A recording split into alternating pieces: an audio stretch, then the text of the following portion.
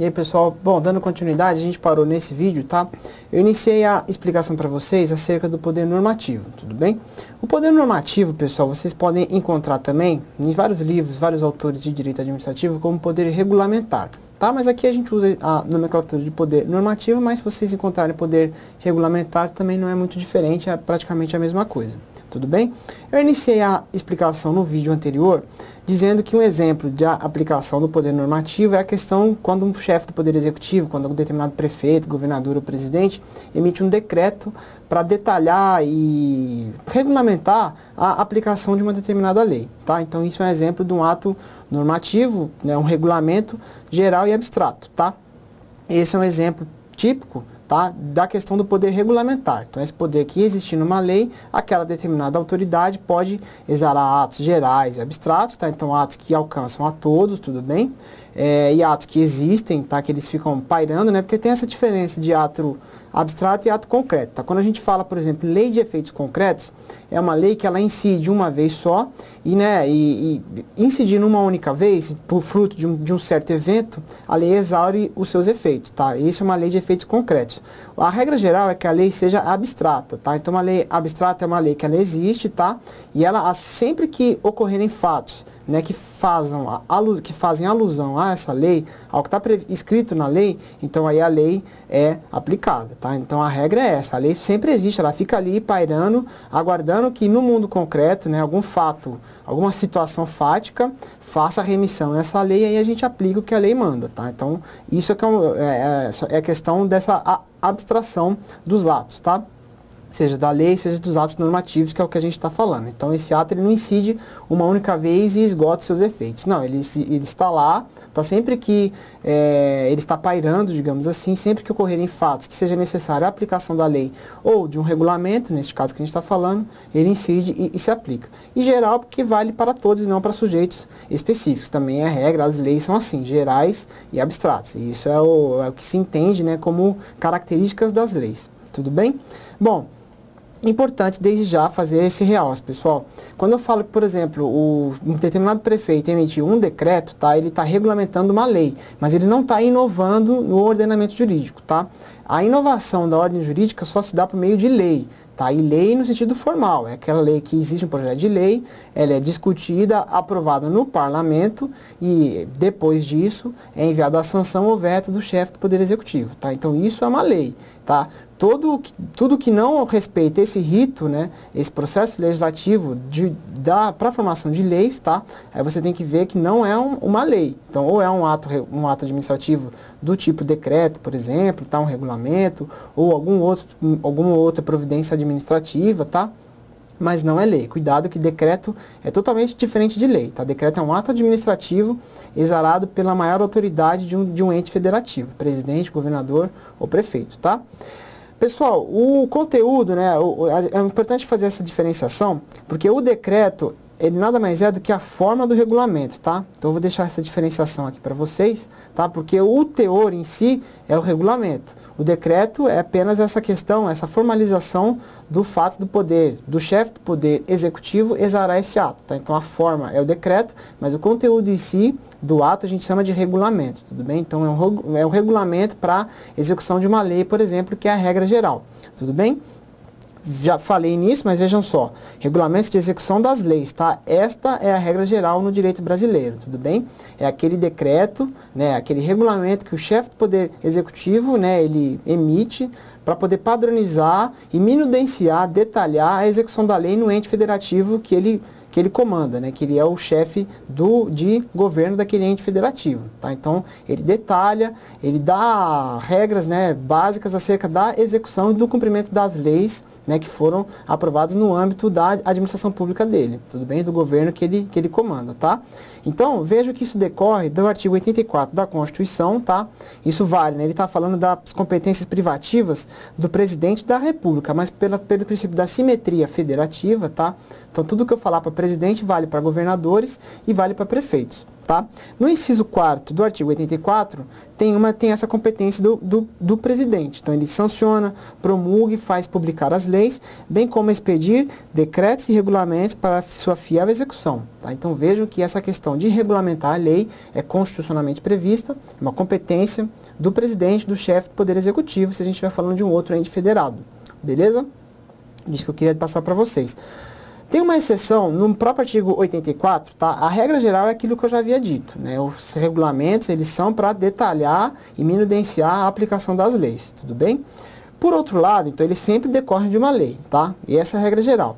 Por outro lado, do próprio artigo 84, no inciso 6º, tem duas exceções. Então, são decretos que eles não precisam de lastro legal, digamos assim. Não precisa de uma lei previamente, né, a eles, para que eles detalhem, né, que a gente já viu que é a regra geral, tá? Esses dois casos aqui, da linha A e da linha B, são decretos que a gente chama de decretos autônomos ou independentes, tá?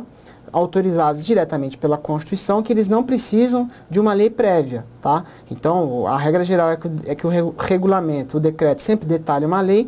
Nestas duas hipóteses, ele não precisa detalhar uma determinada lei, tá? Quais são essas duas hipóteses? Organização e funcionamento da administração pública, tá? Quando não implicar, então veja, isso aqui é relevantíssimo, tá, pessoal? Não implica aumento de despesa, tá? Nem criação ou extinção de órgãos públicos, tá? Então veja, não vai implicar aumento de despesa e o assunto é organização da administração pública, pode ser via decreto, tá? Lembrando mais uma vez que criação ou extinção de órgãos públicos se dá por meio de lei sempre, tá? Então veja que esse artigo 84, inciso 6º, a linha A, não desmente aquilo que a gente já falou quando nós estudamos órgãos públicos. Criação e extinção de órgãos públicos sempre por meio de lei formal. Tá? Aquela lei que tem projeto, discussão, aprovação, sanção ou veto. Tudo bem? Promulgação. Tá? Então veja que para você criar órgão público é só dessa maneira, decreto não. Tá? Então cuidado, pessoal, não cai em pegadinha, que cai demais em prova também. Tá? Organização e funcionamento da administração pública pode ser por decreto? Pode, desde que não implique em aumento de despesas, tá? Nem crie ou extingua órgãos públicos. Essa é a regra do artigo 84, 6º, tudo bem? E na linha B, extinção de funções ou cargos públicos quando vagos, tá? Então, se você tiver um cargo público, uma função pública vaga, você pode extingui-la, mas veja que é só a extinção e não a criação. Criação de cargos públicos se dá também por meio de lei formal, tudo bem? Então, só a extinção de cargos públicos vagos, tá? Você pode fazer por decreto, e aí isso daqui foge à regra geral, que o decreto é só aquilo que dá um detalhamento para a execução da lei.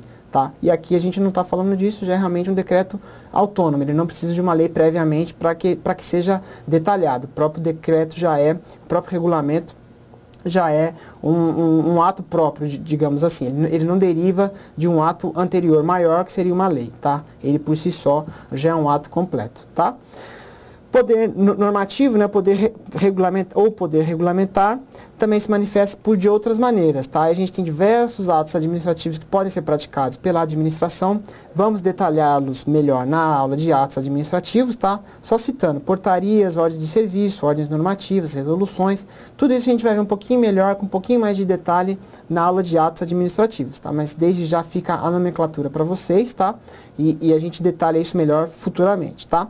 Uma coisa relevante, pessoal, e aí sim eu destaco para vocês agora, desde já, que vejam, né, existe essa questão, né, por força do artigo 84, né, que nós já vimos, o presidente da República, e por simetria, governadores e prefeitos, eles têm essa capacidade, esse poder regulamentar, esse poder normativo, tá? Só que tem um limite. Qual é o limite do poder regulamentar? É a lei, tá? Então veja que se esse chefe do Poder Executivo, ao regulamentar determinada lei, ele extrapola daquilo que a lei fala, do seu poder regulamentar, então cabe ao Legislativo cortar isso, tá? Coibir esse tipo de atitude por parte do chefe do Poder Executivo, tá? Então isso está no artigo 49, inciso 5º, tá? Veja que o Legislativo, né, você entende aqui com o Congresso Nacional para a União, Assembleia Legislativa para os estados e câmaras municipais para os municípios, tá? Então o Parlamento no caso aqui o Congresso Nacional, susta esses atos que exorbitam o poder regulamentar. Tá? Então veja que a administração pública está sujeita a esse controle, né, por parte do Legislativo. Então o chefe do Poder Executivo, à exceção das duas exceções, né, que a gente viu do artigo 84, inciso 6º, tá? Afora aquelas duas situações, o Poder Executivo não pode regulamentar nada sem que haja uma prévia lei, né, uma lei anterior. Tudo bem? Então, por isso que eu digo para vocês, o regulamento, ele é sempre, né, a regra geral é que ele é sempre para detalhar a aplicação de uma determinada lei no determinado ente federativo, tá? Para isso que é o poder regulamentar da administração pública, tá? E a questão do decreto, do regulamento, é de fato que mais aparece em prova mesmo, tá? Embora a gente tenha outros atos administrativos passíveis também de serem exalados pela administração pública, tá? Portarias, instruções normativas, mas isso a gente detalha na aula de atos administrativos. Por hora, eu deixo vocês só com essa informação, tá? E, principalmente aqui neste slide, que eu digo para vocês de mais importante, é essa questão aqui de sustação dos atos que exorbitem o poder regulamentar. Tudo bem? Isso está sempre na mão do Legislativo, tá bom? Bom, agora sim, pessoal, a gente vai mudando de assunto, passaremos para o quarto princípio, tá? Que é o poder de polícia. Esse sim tem uma incidência grande em prova, tá? Talvez dos 4 poderes é o que mais caia, tá? A definição do poder de polícia a gente encontra lá no Código Tributário Nacional. E vocês se perguntam, por que o Código Tributário Nacional apresenta uma definição de poder de polícia? Porque, pessoal, o poder de polícia pode ensejar a cobrança de taxas, tá? Então, como taxa é uma espécie tributária, tá? Impostos, taxas, contribuições de melhoria, nos dizeres do Código Tributário Nacional, sendo a taxa uma espécie tributária, então, e o poder de polícia pode ensejar a cobrança de taxas, tá? Por exemplo, você tem taxa de fiscalização ambiental por parte do IBAMA, por exemplo, né? Então, esse poder de polícia de fiscalização do IBAMA, ele sujeita aquela pessoa, aquela empresa que está sendo fiscalizada a pagar uma taxa para esse órgão fiscalizador, que é o IBAMA, no exemplo que eu dei. Tá? Então, em função disso, a taxa está definida lá no artigo 78 do Código Tributário Nacional. Depois vocês deem uma lida, por favor. Tá? O que acontece, pessoal? O poder de polícia ele existe para disciplinar exercício de direitos, tá? Ele não incide sobre pessoas, ele incide sobre o exercício de direitos, então ele limita o círculo, digamos assim, de atuação do cidadão nas liberdades que o cidadão tem, tá? Que o cidadão possui. Então, ele condiciona o exercício desses direitos, tá? Para haver uma harmonia em sociedade, tá? Então, para você ter uma convivência harmônica entre as pessoas, o poder de polícia incide, né, sobre esses direitos que você possui, incide também sobre bens, tá? Para que a convivência da sociedade seja harmônica, tá? Por exemplo, exemplos de aplicação do poder de polícia, tá? Você tem a questão das multas de trânsito, que nós já pudemos comentar sobre isso anteriormente, tá? Então, cometeu uma determinada... existem as leis de trânsito, tá? Então, se você é autuado, então isso é uma decorrência do poder de polícia, do poder de fiscalização do Estado. Então, você tem uma liberdade sua, que é a liberdade de ir e vir, ela é condicionada na medida em que você precisa trafegar com segurança, por exemplo, para não prejudicar outros transeuntes, outros motoristas, tá? Então, veja que você condiciona o exercício de liberdades. Então, essa é a essência do poder de polícia, tá? Um outro exemplo também, quando você tem estabelecimentos comerciais lacrados, fechados, seja por más condições de armazenamento de alimentos, por exemplo, de gêneros alimentícios, ou falta de alvarás, né, de licença de funcionamento. Então, esses estabelecimentos são interditados, tá? Então, vejo que aquela liberdade de agir em mercado, aquela liberdade de iniciativa econômica que é garantida a todos os cidadãos, ela fica limitada, ela fica condicionada ao cumprimento de certas condições, de certos atos normativos, né, para que a atividade comercial, né, neste caso, seja adequada, esteja em harmonia com aquilo que a sociedade demanda, com os princípios da sociedade. Tudo bem? Então, veja que esse poder de polícia nada mais é, então, do que você impor requisitos, né, ao exercício desses direitos, dessas garantias individuais, para o bem, para privilegiar o bem da coletividade. Tudo bem? Essa é a essência da ideia do poder de polícia. Tudo bem? Ele não incide sobre pessoas, mas sim sobre bens e direitos. Tudo bem? Então, veja, né, ele não extingue ou restringe direitos, tá? Ele apenas condiciona o exercício desses direitos, tá? Cuidado que se na sua prova aparecer o poder de polícia extingue direitos ou restringe direitos, não é isso, pessoal, tá? Ele apenas dá algumas condições para o exercício, privilegiando essa questão da convivência em sociedade, tá? Para que você tenha uma convivência pacífica, uma ordem social aí você fala, você usa o poder de polícia, ele serve para isso, sobretudo para isso, tudo bem? Opa, deixa eu passar aqui. Tá aqui, pessoal, exemplos típicos, né? Já citei, mas vamos lá, só para reforçar. Licenças para construir, né? Se você tem um terreno, uma propriedade, né? Um lote que é seu, você quer construir naquele terreno, é um direito subjetivo que você tem. Se você cumprir todas as regras do plano diretor daquele município, se você tiver o seu projeto arquitetônico aprovado na prefeitura do município e cumprir todas essas regras, você tem esse direito, você pode construir, mas veja, você não pode pegar, sair pegando tijolo, fazendo fundação da maneira que você quer e vai construindo uma casa. Não, você pode construir? Pode, mas você tem que respeitar todo esse normativo municipal para você poder erguer uma casa nesse seu lote, por exemplo, tá?